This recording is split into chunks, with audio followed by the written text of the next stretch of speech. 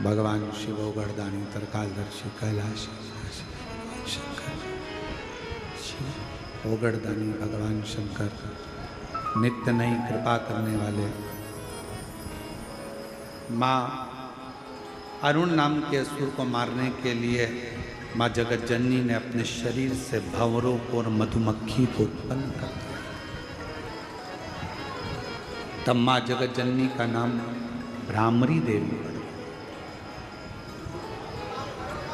ये माँ भ्रामरी देवी कब का? जब कोई दूर बैठा है बहुत और आप किसी का स्मरण कर रहे हो कि ये काम उसका होना चाहिए, तो माँ भ्रामरी का स्मरण कर कर एक लोटा जल जब हम चढ़ाते हैं तो जीव का कल्याण जरूर होता है जिसका स्मरण आपने किया है। भ्रामरी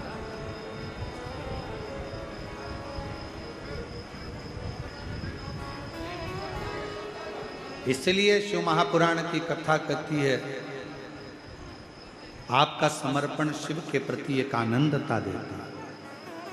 12 ज्योतिर्लिंग का स्मरण ईसर गोरा के सम्मुख में तुमरुका जी और शिवजी का नाम सोमेश्वर महादेव पड़ा। अगला वर्णन है श्री मल्लिकार्जुन का, जिन्होंने शिव पार्वती जी ने भगवान ओघड़दानी ने जाकर दर्शन किया और कार्तिकेय बाबा को श्री शैलम पर दर्शन देकर 2 ज्योति के रूप में वहां विराजमान हुए तो मल्लिकार्जुन के रूप में विराजमान। अगला वर्णन है महाकाल बाबा का। दूषण नाम के राक्षस का संहार करने के लिए भगवान काल अधिपति प्रकट महाकाल के रूप में विराजे। फिर ओमकारेश्वर बाबा का वर्णन आया, जिन्होंने विंध्य नामक पर्वत को दर्शन देकर सार्थक किया है विंध्य। फिर वर्णन आया केदारनाथ जी का, नर नारायण का तप, भगवान शिव का प्रागट्य और यहीं पर उनका धड़ और शीश नेपाल में तो पशुपतिनाथ के रूप में रखा। अगला वर्णन आया है भीमा शंकर का। कुंभकर्ण के बेटे भीम का भगवान शंकर ने संहार किया था तो नाम भीमा शंकर।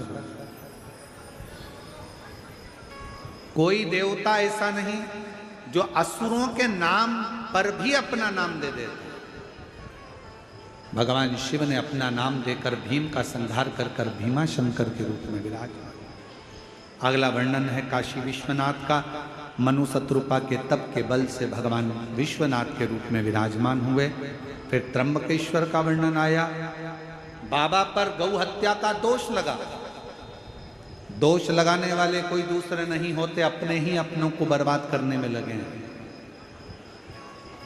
आज सनातन धर्म को दूसरों से जितनी चोट नहीं पहुंचती उतनी अपनों से चोट पहुंच रही।